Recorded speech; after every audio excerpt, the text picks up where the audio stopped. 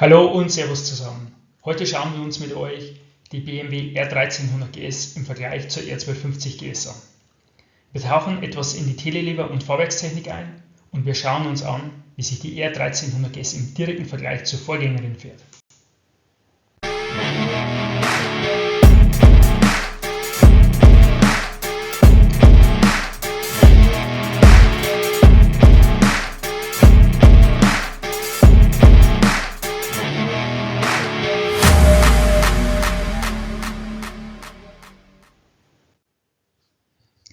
Man hört aus der Presse Schlagzeilen wie „Sie ist keine BMW mehr, man muss jetzt viel mehr schalten" und so weiter.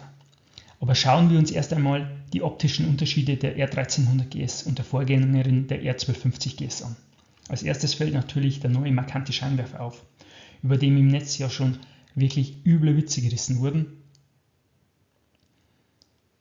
Man sieht aber auch deutlich, dass die Unkenrufe zur R1300 GS mit der Zeit weniger werden und genauso war es bei den Vorgängermodellen auch.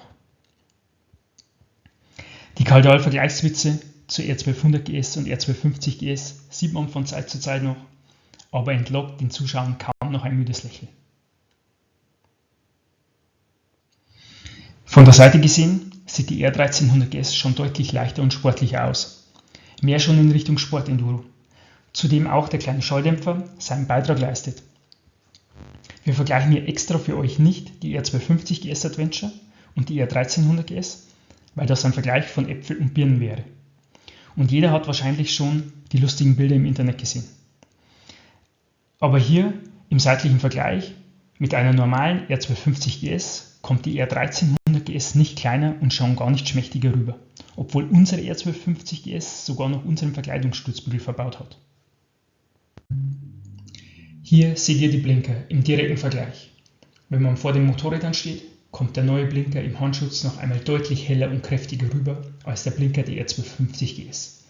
Und wie ihr aus unseren vorherigen R1300 GS Videos vielleicht schon wisst, man kann mit dem Enduro-Paket auch normale Blinker bestellen und hat diese dann nicht im Handprotektor und dann werden diese beim Ausrutscher auch nicht beschädigt.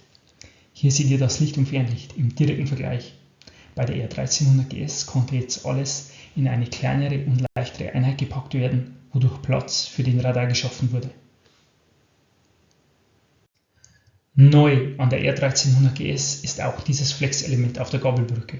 Aber nicht nur das, sondern der ganze Telelever ist neu und heißt jetzt Evo Telelever, womit BMW die Lenkung steifer und direkter gemacht hat, um mehr und besseres Feedback an den Fahrer weiterzugeben, ähnlich wie bei einem Sportmotorrad. Aber wegen der Entkopplung durch das Flex-Element ist das Ganze immer noch sehr komfortabel mit weniger Vibration als bei der R1250 GS. Wenn man sich das neue Federbein so anschaut, dann springt einem gleich der wirklich sehr große Ausgleichsbehälter ins Auge. Hier muss erklärt werden, dass dies nicht nur ein herkömmlicher Ausgleichsbehälter ist, in den Öl durch ein Ventil strömt, sondern in diesem großen Ausgleichsbehälter befindet sich sowohl vorne als auch hinten neben einer normalen Kammer für das Öl ein zweiter Bereich, der über entsprechende Einstellung mit dem Ventil angesteuert werden kann, in dem sich jeweils ein zusätzliches Federbein befindet, welches durch das einströmende Öl komprimiert werden muss. Dadurch wird erreicht, dass der Fahrer per Knopfdruck, bildlich gesprochen, auf ein komplett neues bzw. zusätzliches Set an Federbeinen zurückgreifen kann. In der Fachsprache wird gesagt, dass man zwei komplett unterschiedliche Federkennlinien zur Auswahl hat. Bisher konnte man das Federbein, einfach gesagt, hauptsächlich weicher oder härter einstellen, wobei der Federweg entweder etwas verlängert oder verkürzt wurde. Wie man das Federbein umstellt bzw. rauf oder runter fährt und ob die R1300 GS wirklich nicht für große Menschen geeignet ist, seht ihr in einem der nächsten Videos. Also, abonnieren, liken und teilen nicht vergessen.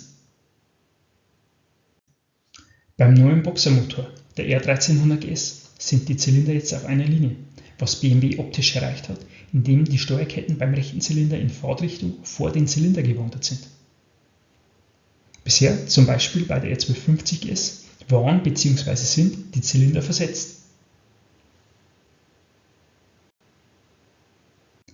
Hier kontrolliert ihr das Kühlmittel bei der R1300 GS. Ich halte unten an dem Behälter eine Taschenlampe, dass ich den Kühlmittelstand besser ablesen kann.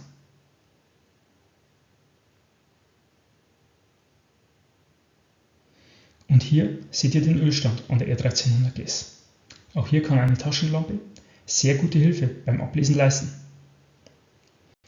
Hier wird Öl nachgefüllt und den Plastiköldeckel haben wir natürlich schon mit unserem aus alixiertem Aluminium gefrästen Öldeckel ersetzt, der nur mit einem Torx-Schlüssel geöffnet werden kann.